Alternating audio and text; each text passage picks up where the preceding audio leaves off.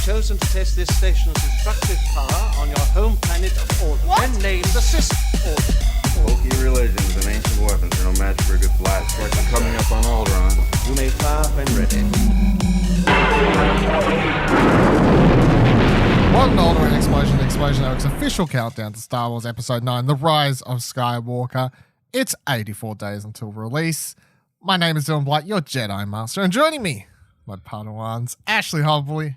Hey Dylan, excited to be here to talk about the whiny bitch.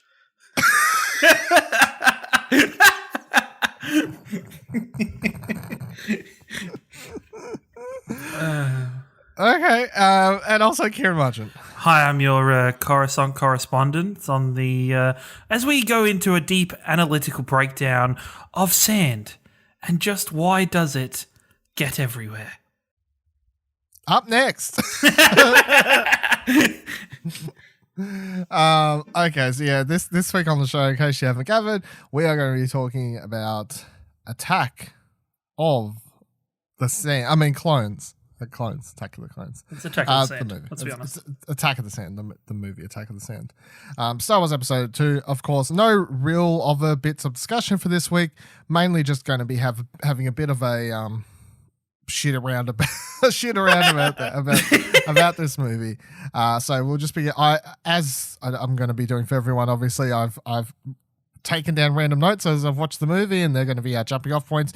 But before we get to that, as we will every time, Ash, when was the last time you watched this movie? About almost 2 years ago when we recorded for this. Do you guys remember where we were? We in my house? Yep. Were we in my house then? Oh. Yep. Did we really? Did we do that one at his house? Yeah, I think, we did. We were all just chilling at my place. Did we watch the movie here or did we just record the podcast? We watched the movie there. Oh, that's right. It was way more enjoyable. I honestly don't even remember that. I swear, I felt like we only ever recorded like one thing, but that means we recorded like... We recorded a heap at my place. Yeah. Because there was something... Like three things. Was it?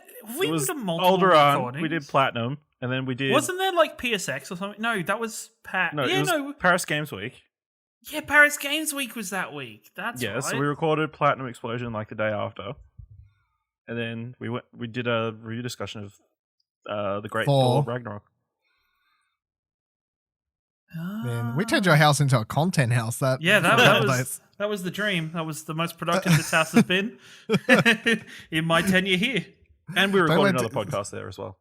Dylan came in. All of a sudden, there's cameras everywhere. It's work getting done. Yeah. So 4 months hiatus. Yeah.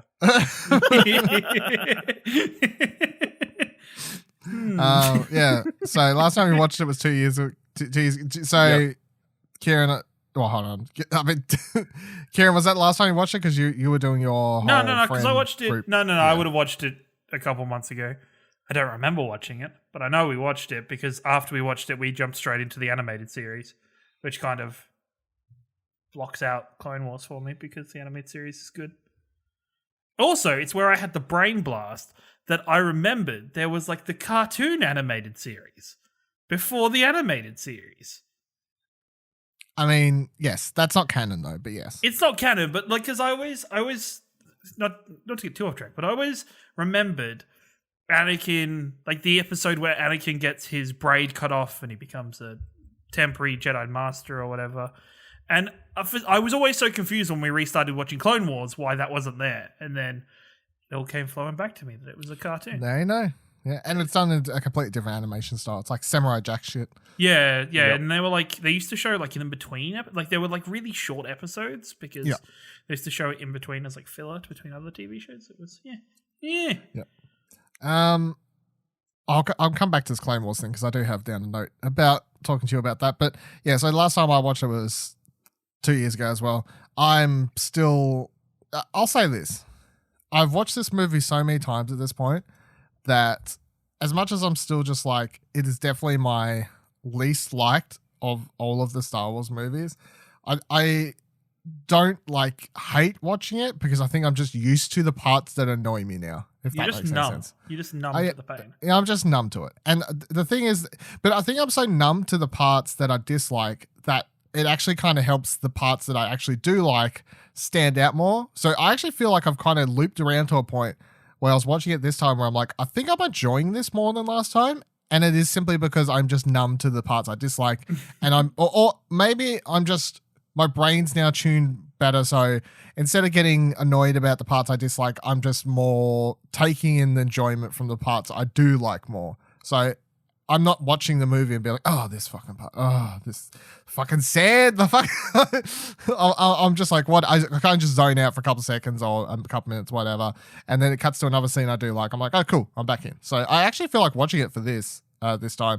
I think this is the most I've enjoyed watching this movie, as weird as that may be. Okay. Not saying I love it or anything, but every time I say that, it sounds so bad because like I can watch this movie. I can watch old Star Wars movies fine. That's what I'm saying. They're Star Wars movies. I'll watch them. They're fun. They're Star Wars. I do enjoy watching it. It's just as a Star Wars movie, I have issues. It's definitely at the bottom of the thing there for me. I will not let this republic be split in two. My negotiations will not fail. If they do, there aren't enough Jedi to protect the Republic. We're keepers of the peace, not soldiers. So first thing I wrote down is the dark side clouds everything. Yeah, Yoda, it's because your fucking temple is on a Sith temple, mate. You didn't know that. I think it was just because we was talking about it for last week's episode, and then this like he says that line like right at the start. And I'm like, you fucking idiot, Yoda. You said it. You said you look. You said it right here. Listen to yourself. Listen to yourself. And also, it's like the thing about the canon, the way they do it now, where it's like everything is canon, obviously. The thing about rewatching these movies every couple of years is because they'll add in like a couple of random bits of nuggets in either books, comics, or something else that kind of has you look at each of the movies in a kind of new light, even if it's just a tiny bit or whatever else.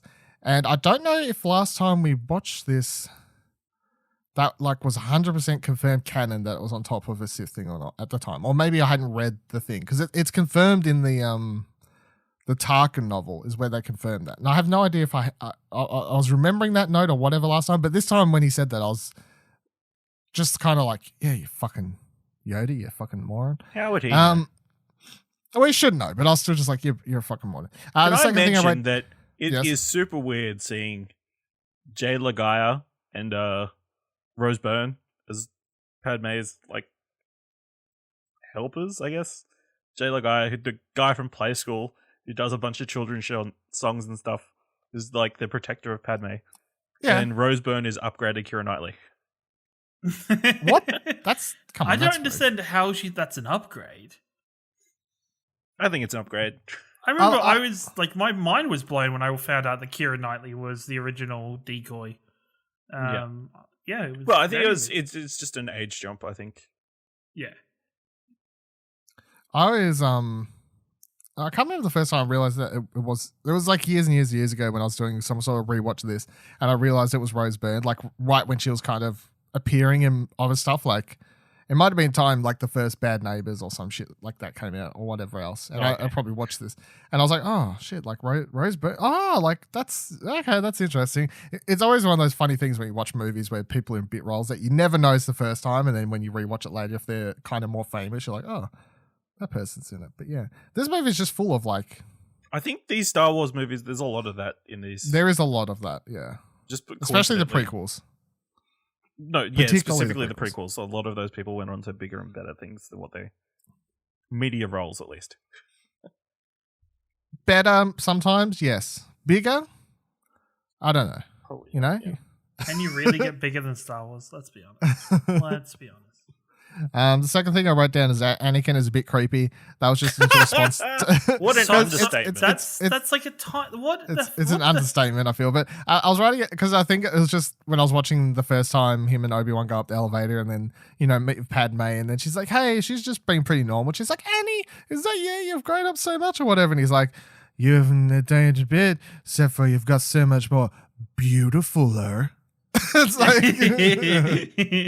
Anakin, no. Calm down with it's your. really interesting that this movie was a precursor to every guy on Twitter. Around. Well, yes. George Lucas knew what every guy on Twitter would be like, and that's how he wrote. Yeah. When you Anakin think about Skywalker. it, Anakin is a precursor. Maybe he influenced a whole generation, and now we're paying for it. I'm sure there's many scenes where Padme is like, "Oh, I can't go out yet. I gotta put makeup on," and then Anakin turns and says, "You don't need makeup. You look beautiful with it, out it anyway. I always love you." I mean, it makes perfect sense. I mean, why wouldn't they idolize him? He acts terrible, and he still gets the girl. I mean, it's true. It's true. I never understand how he gets the girl, but yeah, it's true. Star-crossed lovers. Next thing I wrote down is Obi-Wan and Anakin have good chemistry and banter, just need better writing / direction for the off scenes, which you kind of get in the Clone Wars, but it isn't Ewan and Christian in that. And then using this as a spin-off topic, like Hayden Christensen. Using it as a spin-off point, so since the last time we did the show, Ciaran, as you kind of mentioned before, you have been going back. You started watching the Clone Wars, so it seems like a good point to get your thoughts on the series. Yeah. Overall, how much is Ahsoka the worst character? Shut up. What are your overall thoughts on the series? How important do you think it is to Star Wars, current Star Wars? I think it's, for me, I think it's really important. Like, if you really love Star Wars, or you want to get more out of Star Wars, but maybe you're like, I don't want to read books or anything, I think you do yourself a disservice if you don't watch Clone Wars. Like, very much, like, I think Clone Wars makes me love Obi-Wan more. Like, I love Obi-Wan more, and I already liked his character, but I appreciate his character so much more because of Clone Wars. And I think even watching this, every time Ewan McGregor is on screen and he has one of his quips or one of his moments on screen as Obi-Wan, there's a stupid smile on my face of just how much enjoyment I'm getting out of that portrayal of the role. And that really does flow into the character's portrayal in Clone Wars. Like, I really just, even like, there's arcs where he's not around for it, and the moment he comes back in, or the little snippets where he comes in for maybe just on a holocom and talks to Anakin for a couple seconds and then disappears for the rest of the episode. Like, that stuff is really enjoyable. I really enjoy seeing Anakin's descent from this. The thing for, if you've only watched Attack of the Clones and Revenge of the Sith, I think Anakin's descent into the dark side is a manageable one and a usable one. It's fairly obvious, he kills a whole bunch of sand people in this one because his mother dies, and how that flows onto the Revenge of the Sith, and then all of a sudden he's killing younglings, and you're like, what the fuck? But I think Clone Wars really captures a lot of the shitty, fucked up things that the Jedi Order did that kind of resulted in Anakin being this way. There's situations where they make plans without telling Anakin, and the flow and effect of those plans onto Anakin are really impactful to his psyche. And you see his, more progressive descent to the point where Revenge of the Sith starts. And it just, as a whole story, it just makes a whole lot more sense. And I think is a lot more valuable as a viewer to know that, and to have his connection with Ahsoka almost be the shining light that could have possibly stopped him from turning to the dark side. But yeah, no, I really love Clone Wars.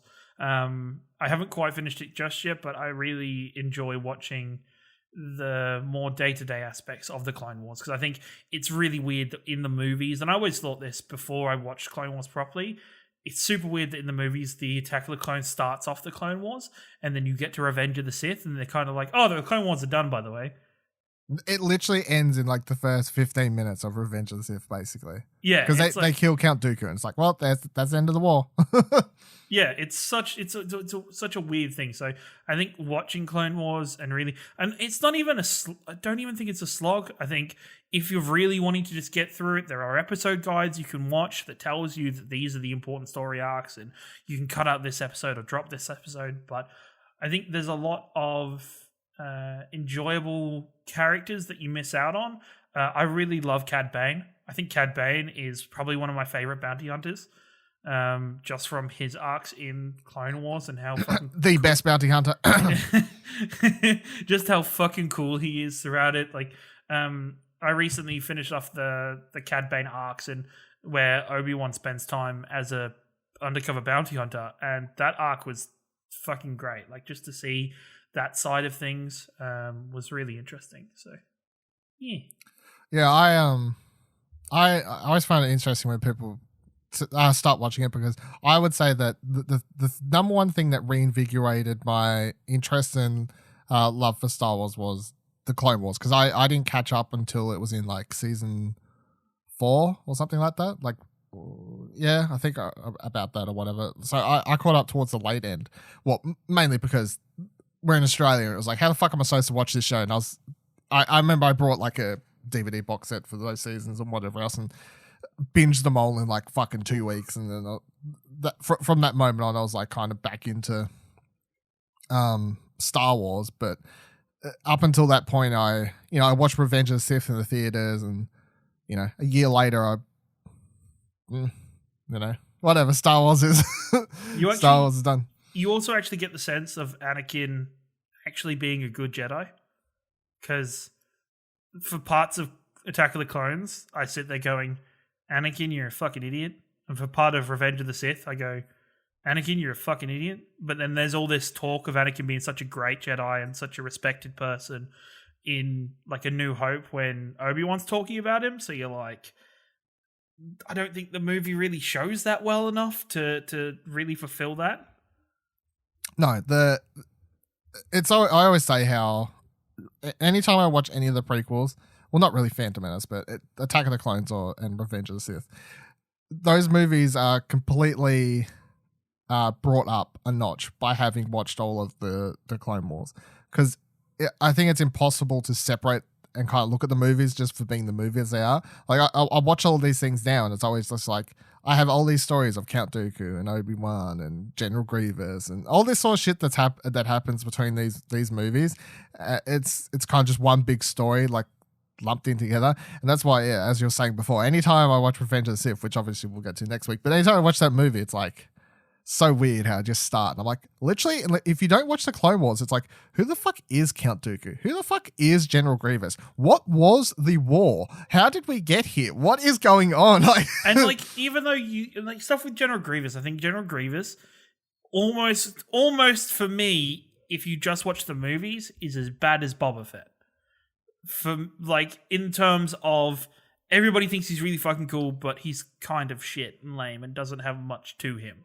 Where I think Clone Wars and other avenues really flesh that character out and explain what that character is, gives you reasons why that character should be feared by Jedi. It's, in Revenge of the Sith, it talks about how he's a Jedi killer and he collects their lightsabers, but you don't really see anything. And Obi-Wan, I guess the part of Obi-Wan that doesn't help with you understanding the gravity of General Grievous as a character is the fact that Obi-Wan is a bit nonchalant about fighting him and is just quippy, and because he does, like, that's how he is. But in Clone Wars, you see the darker side of Grievous. You see all the shit that he's done. You see this relationship be built up between Obi-Wan and Grievous from them consistently clashing over this time and building up that banter. I think it just adds a lot of context to things that happen in Revenge of the Sith. They also do like little things. I can't remember exactly off the top of my head, but I think it's like the first time they battle in the anime series, like Obi-Wan damages his leg, and then in the movie it's like that's what causes his limp or whatever else. Like they link all these sorts of things together and whatever else. But or even just like if you just watch the movies, you're like, why does this General Grievous character have a cough? And then Clone Wars kind of explains that a lot more and shows his body getting fucked up. And yeah, so I just think, it fills in a lot of substance that's missing from Revenge of the Sith. And also Ahsoka is the best character in Star Wars. Who? Jesus.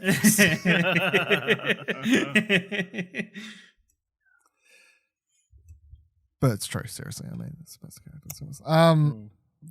Continue. Well, hold on. Let's stop here for a second. Do you reckon, Ash, you're ever going to go I mean, maybe we do have season whatever it is coming later. Yeah, Next and you year. work best under pressure. Yeah. Is what you've proven to If me. I have incentive, then You know, the final season of Clone Wars is coming. It's time to binge watch all of them in 2 days. yeah, Ashley's do like, it. I'm in. crunch. Yeah. Yeah, Yeah, crunch. sometime crunch is all right. Oh my god. Oh God. Okay, so next note I wrote was wish we'd got more time on Coruscant ground level because we don't in anything really at all.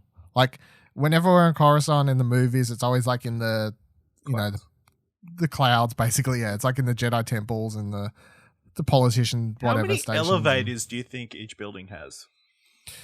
I think it's just one big. It's just a big old elevator, you know. Just I don't know. It's Willy Wonka elevator. It goes sideways and backwards and up downs, left rights and stuff. Yeah. But yeah, I because we only ever spent time here, and then in the animated stuff we get some more stuff and like ground levels, especially, and that's what's kind of really exciting, especially about the upcoming final season about the Clone Wars is we're going to get like a whole arc where Ahsoka's going to be running around the lower levels of the slums on Coruscant, and which is basically where that cancelled game is going to take place, the underworld section and all that sort of stuff. So that's exciting. But I really wish in a movie format we'd got, because I just think like from what they show here with the club and the signs outside and all this sort of stuff, kind of gives off like a Star Wars, fucking cyberpunk, you know, Blade Runner, whatever like type of vibe, you know what I mean? I kind of wish there was just a whole movie exploring what it's like on the ground levels of Coruscant, being a normal old Joe, JCB. Police cop Coruscant, Star Wars story. Coming soon to Disney Plus. Talking about Disney Plus, next note I wrote was Dex needs a spin-off. Who's Now, Dex? where Dex is the person who works at the restaurant. The Damn. guy, Oh, the cafe. He's just like, a cook. That guy. Where do we all fall on Dex? Because I know some people really hate him. Why do people Clearly, hate if him? I don't remember who he is, then Like I would like there to be filler on how him and Obi-Wan got to this relationship and stuff. Like, it was like I would, Arya and what's his Hot Pie. In Game yeah, of like it always gets like.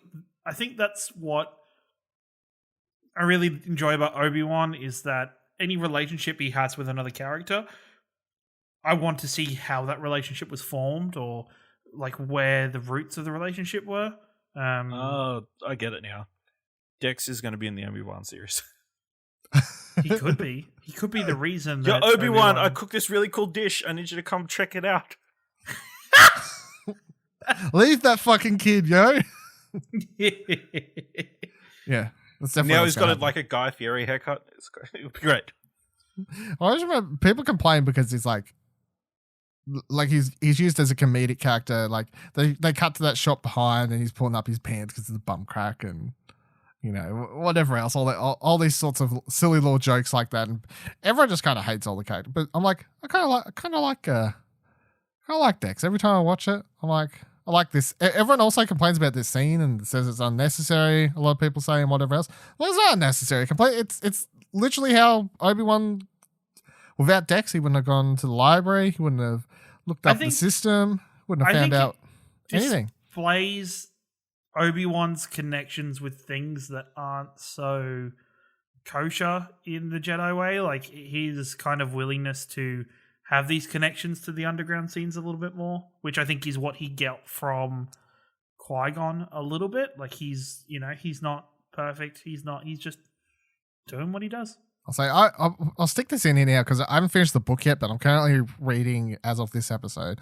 I'm currently reading Master and Apprentice, which is this novel about Obi-Wan and Qui-Gon. Like prior episode 1, obviously.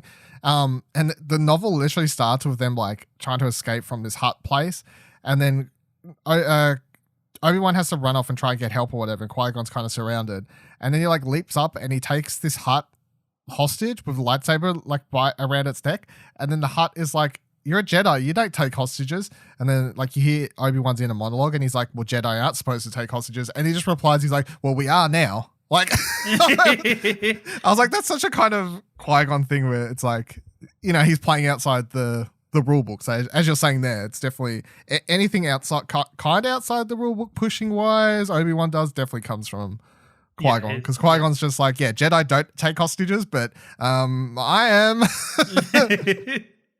Because I gotta get out of here. Next thing I wrote, Kamonians are kind of naive, because every time I watch this movie, I'm like, they just come in like, Master Jedi, been expecting you. Yeah, cool. Why? Oh, because you're army. What army? The army you ordered. Oh, right, yeah, the army I ordered. Totally, yeah, cool. Come this way. Do you want to see that? It's always just like, come on. Don't want to check for ID. Don't want to have a receipt or anything. Nothing. It makes me laugh that Obi-Wan takes so long to cotton on, yet he's like, if it was like a normal person, they would cotton on to the fact that he doesn't know fucking anything, but he still just plays it cool as if, I totally knew this the whole time. Like, like clones. Yeah. No, great. General Master who? Sorry? Who ordered them? What? Who? Yeah, no, that's totally who sent me here, all these sorts of things. And as a spin-off from the whole clone thing, how do we feel about this topic? Because it's one I've been thinking about for the last couple months as well. Because obviously, episode 9, we're going to get a time jump, whatever else. Going to have different people running the First Order, obviously. Kylo and whatever. And General Hux, they have a line back in The Force Awakens talking about clones. There is a line thrown in about clones, if you remember, where Kylo's complaining about the way the workers are working, or something along these lines, and Hux says something about, well, we could use. He says something about clones, and Hux says, no, all my people are perfectly trained, or whatever the line is, something along those lines. So I've always had that line kind of stick out tiny bit. I'm like, well, throwaway line or whatever, but maybe not a throwaway line. So how do we feel about the possibility of a clone army of sorts being built in the background again and dragged in for episode 9? I think it would be weird. Oh, well, I guess if there's a time jump, then it wouldn't be as weird, but just to have a clone army randomly flash up out of nowhere would like, if they had a clone army, wouldn't the rebels just be kind of fucked? Unless they've got Order 99 in them, which the rebels can activate to make them turn away. Yeah, I don't know. There's they probably no would be fucked, Jess. Like, there's no, with how the state of the rebels are and going into episode 9, the fact that all of the known remaining rebels fit onto the Millennium Falcon, there's not many. Yeah, but judging off the teaser or that D23 footage, we do see more rebel ships. We know they're building it up somewhat over the last couple of years. And the book that's coming out prior to the movie, one of the couple, but the main book that's coming out prior to the movie is called something Rebel Resistance. I can't remember the official title. And the synopsis for that book basically makes out like that book's going to explain how in the time between 8 and 9, how they started building up the resistance once again is kind of what it seems that book's going to cover. Because obviously, I don't think that super needs to get explained in the movie. Movie starts, it's a couple of years later, whatever, year and a half, 2 years, whatever it is. We've got more people. All right, cool. Let's move on. Don't need to spend 10 minutes on that scene. But yeah, the idea of a clone army coming in though, I'm not against it. I actually find it somewhat interesting, especially because at this stage, Star Wars is just kind of always about reoccurring themes and whatever else and subjects and stuff like that. And, the line has been thrown out there before, and it is a tactic that's happened before. I don't know. Ash, how would you feel if a clone army was to magically show up? I mean, I feel like it would be too much. Like, it'd be too much to stuff it into this last film. But who knows? They could do anything. I mean, they made another Death Star, so yeah, that's what I'm saying. Another clone army, really. If anyone complained about another clone army, who would they be like, clones of, though? Rey. Oh, I brought it all back. Rey's an escaped clone of the clone army. Oh yeah, maybe he solved was. it. Yeah, that explains Maybe. why she came from nothing. Yeah, explain. I've got it. Maybe they were. How about this? How hold up. Maybe she was like the perfect archetype for what the First Order started making their clones out of, and somebody from the Rebels or somebody from another organization kidnapped her so they couldn't make the perfect clones and left Or her. no, she was defective. They thought she was defective, but really she just had force powers. Dun dun dun. We could all be Star Wars writers, you know? I mean, Just- that might Look us up. explain Dark Grey. Yeah, Dark Ray's suddenly a clone. Yeah. So yeah, there you go. Clone theory officially proven. Stamp. So next note I wrote down was back to this after Rise Skywalker comes out. yeah, might be awkward. Next thing I wrote was awkward smooches, which is the first time he goes in to kiss her at the fucking holiday home or whatever, and I'm just like, Can I say, I don't know if we've got there officially yet in the movie. is it about the but- sand? Because yes, we have got there. No, this is not just the sand bit.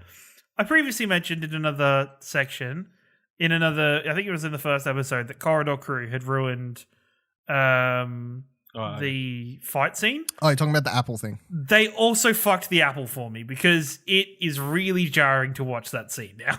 Yeah. In case anyone doesn't know what we're talking about, it's once you find out how weird it looks, it is one of those things that's hard not to notice, which is that they have, Anakin pulls this apple over and cuts it while they're having dinner or whatever, and then he force pushes it back over to her, and Padme takes a bite out of it midair, but except when they're filming it, obviously she has to just pretend to take a bite out of nothing, and they CGI the apple in later. But if you actually pay attention and watch it, the animation, or however you want to word it, for how the apple goes down is she kind of just reaches in, her lips barely touch the apple, and then it kind of just goes down her mouth, apparently. It's actually a marshmallow. Yeah, it's actually a marshmallow or something. It's really weird. Like, Yeah. Why wouldn't they just shoot that practically? Surely that couldn't be hard. Get some wires. a fucking stick that you could take out later or something would even Yeah, be just better. get a green stick. Literally anything. Green dude holding the apple. Holding the apple, literally. Yeah, like when they did fucking The Revenant, Leonardo DiCaprio had a dude in a fucking suit rolling around on top of him pretending to be a bear. I'm sure you can have someone hold a fucking stick or an apple and get rid of that later, you know? You got this dude wandering around on set in a Jar Jar uniform that they're literally digitally taking out later to turn into a fully CGI character, but they still have reference there. He's still on set doing it. Have the fucking apple there as reference. Let it eat the fucking apple.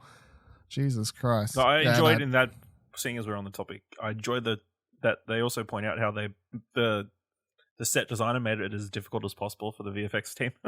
Yeah, the With all glass. the glass. stuff. Yeah. It's like, oh, suddenly there's reflections I got to fucking deal with, and Distorted and yeah. yeah, distortion in them, and whatever the fuck else. They're like, how can I make this shot even harder for people that, oh, well, see-through glass things and whatever else. And no, we're not actually going to have a real apple. Get the fuck out of here. Yeah, well, I mean, that does fit into what the second note I wrote right here, which was fucking warthog things are the worst CGI in the whole movie, or maybe it's the apple, ... And I don't know, probably is the apple, but also the warthog things, whatever they are. The giant I don't know what ticks. The giant ticks, yeah. Those things, which They're not I good. hate that whole scene. He's fucking riding it, and then his body just kind of tumbles off it somehow. I Awkwardly. don't know. The CGI there on that scene where it stamples on him, or supposed to trample on him a little bit, I guess, is up to the quality of the scene in episode 4, the special editions, where Han Solo treads on fucking Jabba's tail. It's equal to that. It's very similar. Very similar quality to me. Next thing I wrote down here was, I saw someone on Twitter once say how they think that the people who don't like The Last Jedi casino scene, that the people who think The Last Jedi casino scene is completely unnecessary obviously think the asteroid field scenes in all the movies are necessary, and they're very right. They're not. Which is to say that when watching this movie, and there's an entire scene of fucking Boba Fett, not Jabba Fett, running away, and Obi-Wan's chasing him, and they have this whole asteroid scene or whatever that goes for like 5 fucking minutes. Is that necessary after they literally had a fight? The answer is no. no. And then also the scene in episode 5 where Han Solo chases away the fucking asteroids and, you know, hides from the worm thing and whatever else. Is that scene really necessary? No. The answer is also no. All of the asteroids, all these fucking asteroid scenes in. I remember when I saw it, I can't remember who tweeted it, but when I read it, I was like, yeah, I mean, they are right. Can we get a rating? So, what are people's opinions in terms of Star Wars vessels on where does Slave One fit? Because I know a lot of people go fucking nuts over it, and I'm just like, I quite like it. Yeah? Yeah, I think it's just the shape and everything. I just think it is just one of those things where it's the same reason people like Boba Fett, you know? Looks cool, doesn't do anything. Boring character, just looks cool. Slave One, do I have any like great significance to it as a ship and like love it for that reason? No. Does it look cool if you own if I owned a cool collectible of it to put on my shelf? Yeah, it would probably be one of the cooler looking Star Wars ships up there with the Millennium Falcon, I think. Like you can put that on a stand, put that on a shelf, it's going to stand out. It's definitely a Star Wars looking ship. Fair. Ash? I mean, How do it's you rate- serviceable. It's fine. I serviceable. don't give too much thought into Ships? ships. No. Come on now. Wow. Are you even a Star Wars fan? Next I wrote Little Bobber, quote, fire! This is why you die like a sucker. And that's because that fucking scene, the fucking scene where they're in this asteroid scene where they're shooting and then it cuts to him and he's like, fire, fire. I'm like, shut up, you little twerp. Shut the fuck up. Maybe it was voice activated. Fire! Shut up. He is such a little twerp in this movie. Like, part of me is like, oh, cool, you see where Boba Fett came from and why he's the way he is and shit, I guess, but... There's two sides to it. There's A, people who don't really care about Boba Fett in the first place, and you watch this and it doesn't ruin anything about the character because you already thought he was boring. And then there's B, the people who thought Boba Fett was the coolest character ever, and the reason they hate these movies a lot, I feel, is solely because it ruined Boba Fett for them. No, it's the coolest character in Star Wars. No, he's not. Shut up. It's not even close. Is this the first time we saw the rocket be used? Because it was very awkward. What rocket? Like his jetpack. Well, Jango Fett's jetpack rocket. No, You have to get it such a terrible action. You have to get a terrible angle to actually use it. Do you mean the rocket that comes out of his jetpack? Like Out the of his fire jetpack, thing? yeah. Yeah, no, I think this is the first time, yeah. Yeah, it's And not good. it's not very, I was going to say, it's very impractical, I think. I mean, if you really want to use it, you have to bend over. That seems troublesome. Yes, it's quite weird. Next thing I noted was how I like how in the scene where it cuts to Yoda as Anakin's out slaughtering all the people in the campsite, the Tusken Raiders and shit. It cuts back to Yoda and you hear Qui-Gon in the background in the whole like thing as Yoda's there doing his little thing, and you hear Qui-Gon yell, Anakin, no, and all this sort of stuff. So I kind of like how spotting all these callbacks and whatever. These films don't do a lot of tying into like the more mystical side of the Force, but like spotting something like that, which I guess like would be easy to not notice if you're not like paying too much attention, I guess, or whatever else. But you do notice it, and it's like the subtle stuff at building the bigger side of the Force, and then also like canonically in my head, knowing that in the Clone Wars animated series, that Qui-Gon is the one who teaches Yoda how to become a Force ghost. This is after Qui-Gon's passed on. He teaches them in this. Now, canonically, when I hear him say this thing, I'm like, oh, he's like communicating with Yoda. Like, this is the start of it. Like, soon he'll be teaching him how to be a Force ghost. It's got to tie it all in. It's happening. It's weird that Yoda is able to sense Anakin's going to the dark side like a million galaxies away. But he can't tell that Palpatine's being a dick right underneath his. That Palpatine's being a dick. Maybe it's because he's Yoda. I think is always mentally a little bit focused on Anakin's upbringing and his, because he knows the prophecy about the Chosen One. He knows that the issues that have been caused by Anakin being started to be portrayed so older. So I think he almost has a part of himself focused on it. Yeah, where I can, I always imagine the sense of the dark side stuff that's stopping you from thinking about it is like that one little thought in the back of your head that you kind of know is there, but you just can't fucking get to it. Like you just can't possibly know what the fuck you're thinking, but it's there. So next thing I wrote down was fucking Jar Jar causing the war by granting emergency powers. It's funny every time I watch this movie because once you boil down whose fault Palpatine is and how everyone likes to point out it is Jar Jar's, it is kind of Jar Jar's. Like, it kind of all comes down to several key moments or whatever, but like... Isn't it technically Padme's?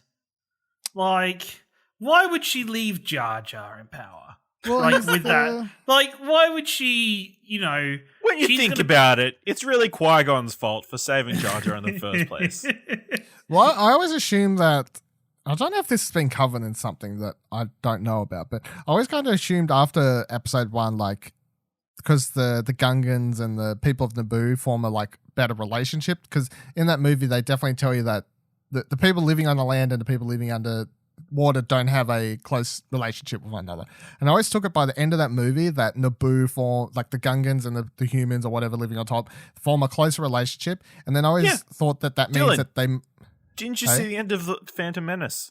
They gave him the glowy circle. Yeah, they gave him the glowy thing or whatever the fuck that is. Yeah, so then that means I always take it as that Jar Jar is kind of the appointed Gungan, like, ambassador. Why would they do that? Because I guess Gungans idiots. Well, yes, but I guess I guess it makes sense considering he spent all that time getting around with Padme and stuff. Like if they was to appoint someone to do the job, Jar Jar doesn't actually sound like a terrible. Yes, he does. It's like giving a 3-year-old a bucket of paint and a paintbrush and walking away. When you come back, your house is going to be covered in that paint. What an analogy. Do you reckon Palpatine planned for Jar Jar to be the one? No. Because obviously he was trying to get rid of Padme. You know what? That does make sense. He was trying to get Padme out of the way. So Palpatine must have known that Jar Jar would have been the one to take the power, and then that would have easily given him a foothold to make sure. Yeah, that's a fair thing. I mean, when you think about it, Palpatine's plan through all of this is crazy. Well, yeah, that's the thing. Needs a lot of things to go right for it to succeed. Yes, that is the thing. As we kind of talked about last week, how his plan is just so long and like windy and reliant on so many things. That has so many.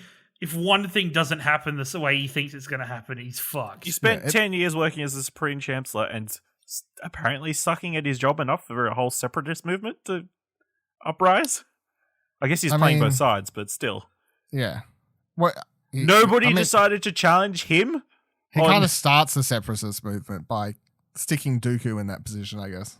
Yeah, but nobody went, hey, you're doing a pretty shit job. Maybe we should get a new Supreme Chancellor.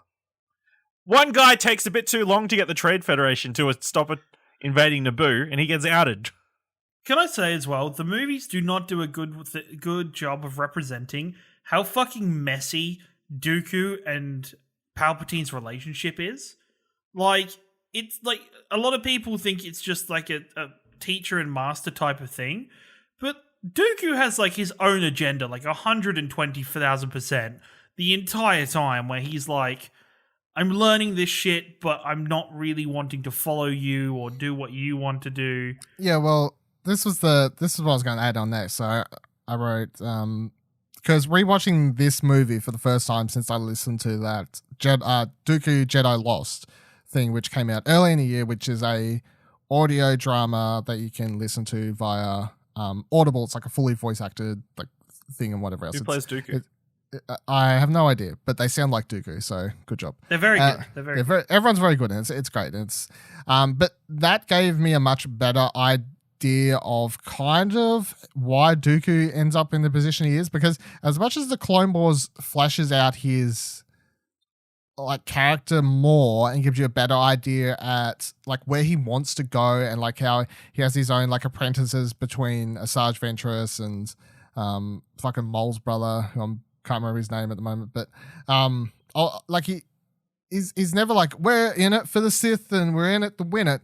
But listening to that kind of gave me a better idea of how Dooku ends up actually wanting to lead the separatist movement in the first place, because he's a very much an idealist, I guess is the way I would put it, because listening to that as a young Jedi growing up, they go over how like he discovers about the idea of the Sith coming back even as a kid, as a young youngling, Padawan or whatever.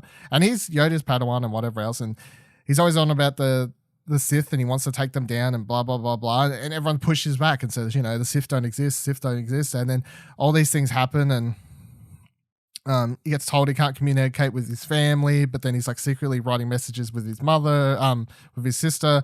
Same difference, I'm sure. And then they go backwards and forwards. But yeah, that really introduces the idea of like this character who, once he gets it in his mind that like, I need, as much as everyone over here may hate me, I need to do this thing because I believe it to be the right thing to do for my people. And that's why, spoilers for that, but at the end of that, he kind of leaves the Jedi Order to go back to his home planet. And that's where he takes up the title of Count for his home planet there and everything. And the reason he does that is because in his mind, he needs to do that because he needs to go back there and protect his people. So then some point after that, he obviously meets Palpatine, and Palpatine introduces the idea, like kind of twists him, of course, and puts him in his position. But it's a character that's very much like he's literally that person in the room who's willing to do what's necessary. If what he thinks is necessary, even if everyone's telling him it's like, you're a fucking idiot. That's not what we need to be doing at all, and whatever else. But it's kind of shocking every time I watch this movie as well, just to see how he doesn't show up until what, like 3/4 of the way in, I guess. Yeah, not properly. Correct. He shows up for like that last quarter. You're introduced to this character that is supposed to be a big time player, like here's the dude that's kind of the head of the separatist movement that we were introduced to in the previous movie. And then at the end of this one, you're like, okay, cool, we'll see him more next movie. And the next movie, he's just dies. Like dead in the first 15 minutes. Yeah. Which is great. Like, I remember I don't know why when I was a kid, I always thought of him as in this movie so much more. Like, I can always remember Christopher Lee being in this movie so much more than he actually is. Yeah, well, he stands out, I guess. He has a presence, he has a charisma. That's the actor. Christopher Lee does bring a lot to this character, definitely. Like, the evilness, I guess, of it and everything like that. And he's very good in the Clone Wars as well. I'd say they build upon how and why. Yeah. And it's just every time I'm like, the Clone Wars is necessary, is what it is. It's necessary. It's not up for debate. It's necessary. Next thing I wrote down was I had these toys from. Can I just jump in with a couple of things? Yes. One, again, is crazy that Anakin murders a whole race of people and Padme is perfectly fine with that. I mean, yeah. Like, she doesn't even do okay, I appreciate you. Hey, Obi-Wan? They never really talk about the Raiders like they're people, though. They're always like they're animals. They're just like barbarians or whatever. But she wouldn't see them as that, though. Like, she would not have a concept of that, would she? Well, he specifically called them women and children. Yeah, like... That doesn't sound very animalesque. Animalistic? Animal-like. Yes? Yeah, it's not good. Do you have another note? I don't know if you noticed, but when she brings in that plate of food for him, there's a blue liquid there. Yeah. Blue milk, yeah. Is that blue milk?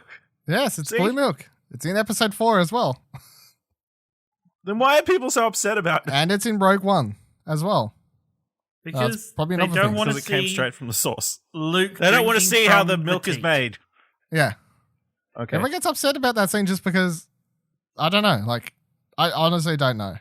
Is it the fact that Luke looks over and he like does the whole like, this is good, and like wipes his face or whatever? But to me, that seems like no weirder than literally seeing someone like kind of teat Drink straight the from milk the out cow. of a cow and then just like drink it straight out and go, isn't that good? And if I was watching a movie where someone did that, yeah, you'd be like, oh, that's a bit gross. But like you're supposed to have that reaction. That's like the whole point.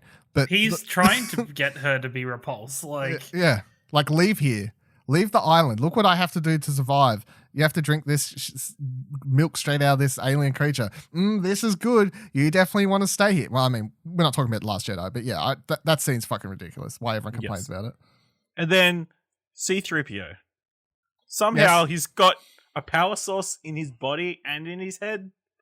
Otherwise, how does his body work on a droid and his head work on another droid? maybe make sense. droids are powered from their head. And Yeah, but then his body seems to be working fine. yeah, His body because walks around without a head for like a couple of minutes. Okay, Ashley, how do you think alien robotics work? You've got a good point. They work however the fuck George Lucas or whoever's writing wants them to work. Turn into Twitter over here. This movie's trash because this. Robots don't How's work this properly. robot work? Yeah, I'm kind of with Ciaran on this one. Who fucking cares? This is the least But of my worries. he's sentient in both of them as well. Look, I'm sure. I can tell you this. I don't know the answer, but I can guarantee you that if you actually looked into it, I would be willing to guarantee that you would be able to find the answer. Because there's I nearly think- an answer I to think everything. You would think because he's still, even though his head is on the battle droid, he is still controlling the body that has the battle droid head. No, he's not. Because he's like the battle droid body is just just doing shooting what at it- shit. Like it's Yeah, but his acting normal normally. body's just doing whatever the programming is. I don't know. What do you He's mean just you following don't everybody know? else. I don't know why these things happened the way they did. For comedy.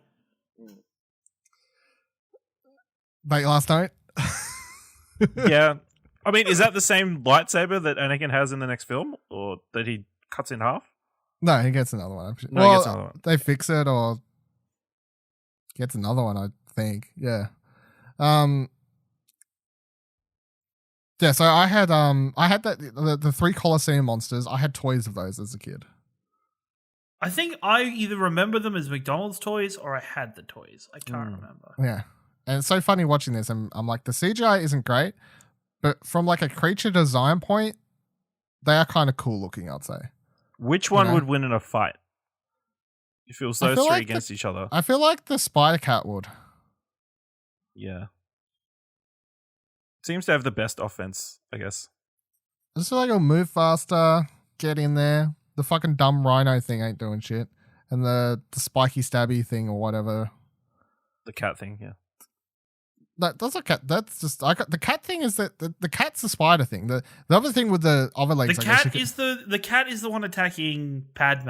Yeah, but I okay. call it cat spider because it's got like 6 eyes. It always looks like it's combined. Oh, with I a was thinking sp- I was thinking the big bug thing. No, I When you said- don't want to call it. I don't think of that as a spider because it's just like it's got a bunch of legs or whatever. But the cat thing, I always think is just a combination of a cat and a spider because if you look at it, obviously cat, but then you look at its face and it's got all the eyes and whatever, and its face kind of looks like a spider eyes like face type thing happening in there. Yeah, some DNA cross pollination been happening here. Then I wrote down Django goes down like a sucker, just like his son will. Which is Ooh, just true. Which is just factual. It's very true. It's very true. It's just factual. It's really good that lightsabers, it's so hot that it cuts off the blood circulation, so there's no blood anywhere. And it always- Cuts the also reset off. and Yes. it also fuses the head perfectly into the helmet. Yes.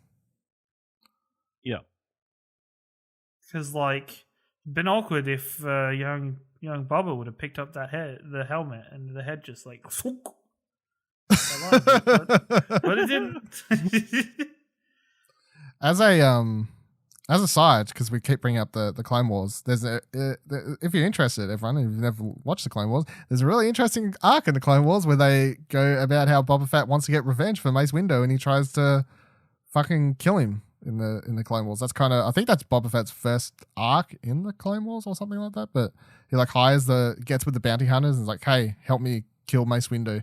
We're not going to help you kill a Jedi. Well, you are. Okay, let's go. Can I also say the death toll in this fight in this planet is really not well represented in this movie. Do you mean like the amount of people that would like the amount of Jedi that get fucking slaughtered in this because of this battle is fucking phenomenal, but I don't think it's very well represented in the movie. It's not very well shot either.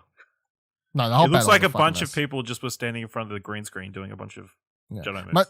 But this is my biggest problem with the end of this movie, because I think the end of this movie could have been way more epic and cool and so much more interesting. But I just think even the way they present the battle, like it's hard unless you know what is happening.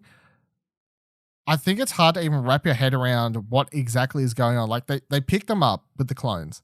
They then take the clone, they head on out. But then you see everyone battling again.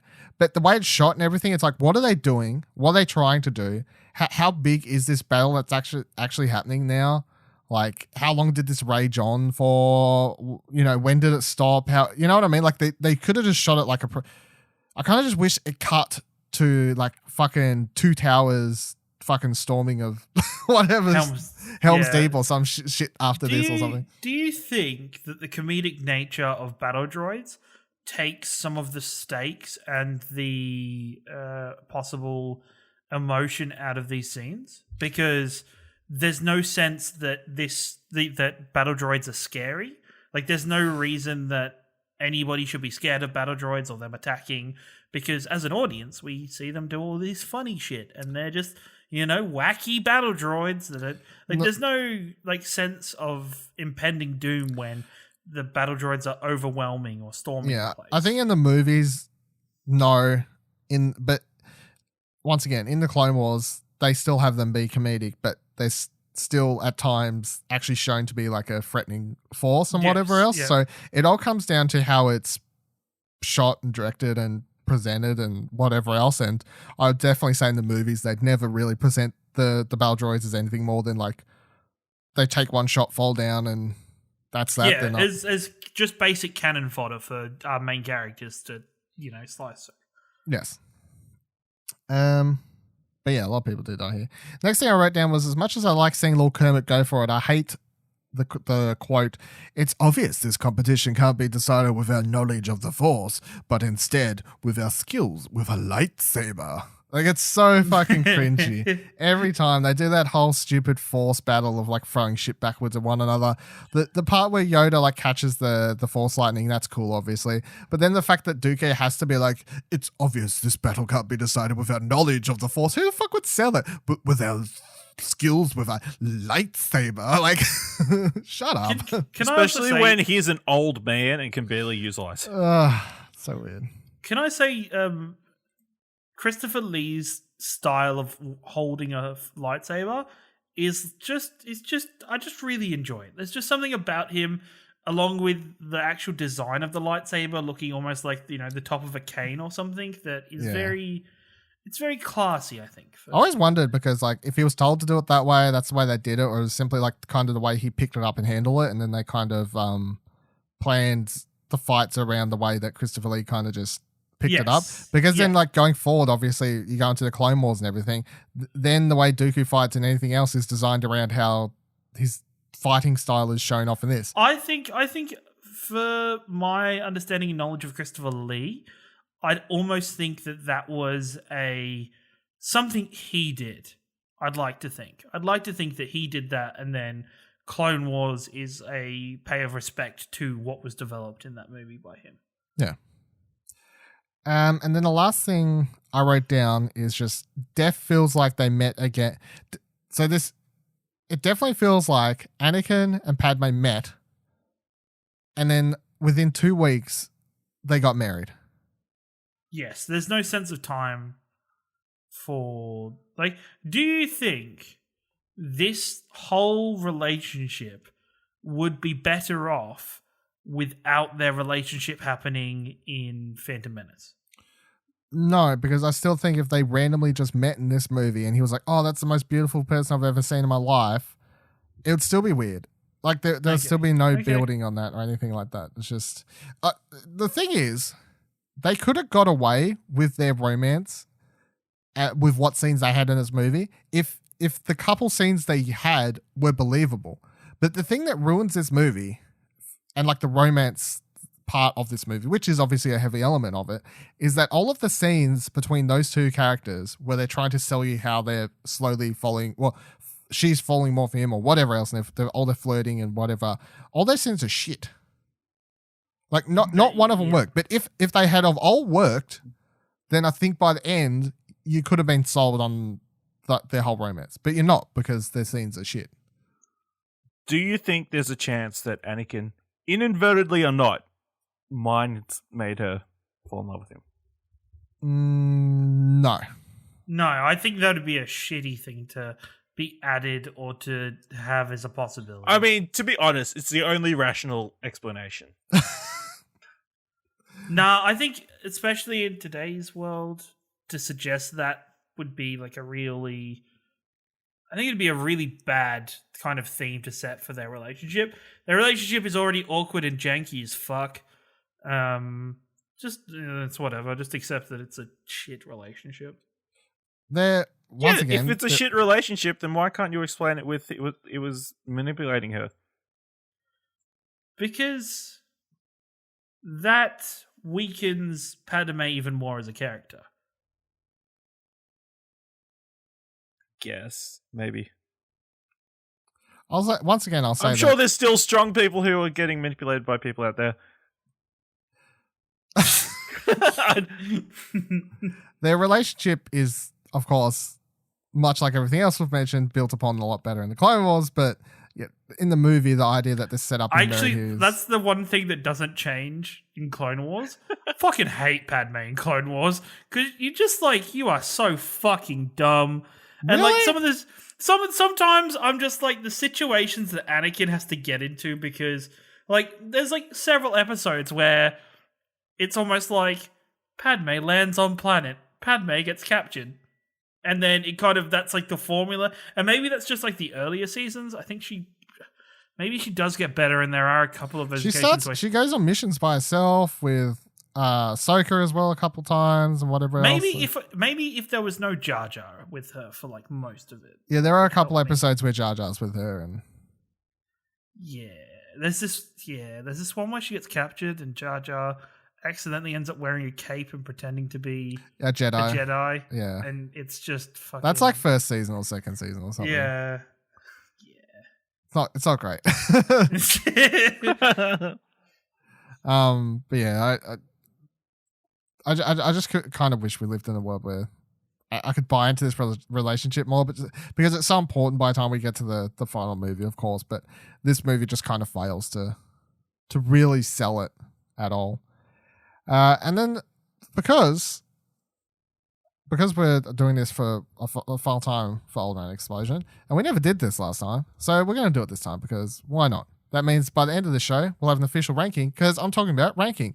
So what we're going to do now is at the end of every episode, we're going to kind of do the whole, we'll track them as we go. So last week, Phantom Menace, obviously we didn't need to go over it then because we all would have stuck Phantom Menace in the same spot. It's currently at the top of all our lists. Now we're coming back into it. Picture your figurative, imaginary list in your head. And Ciaran, where are you putting Attack of the Clones? Below or above the Phantom Menace? Below. So, unsurprisingly, Ash. Below. I feel like it was closer than the last time we watched it, though. Ooh. I think I appreciate it more because I've watched a decent amount of Clone Wars now, where I'm like, and I think that'll be the same for Revenge, because I think Revenge, last time we did this, I was very down on Revenge, so maybe that'll help it be better as well for me.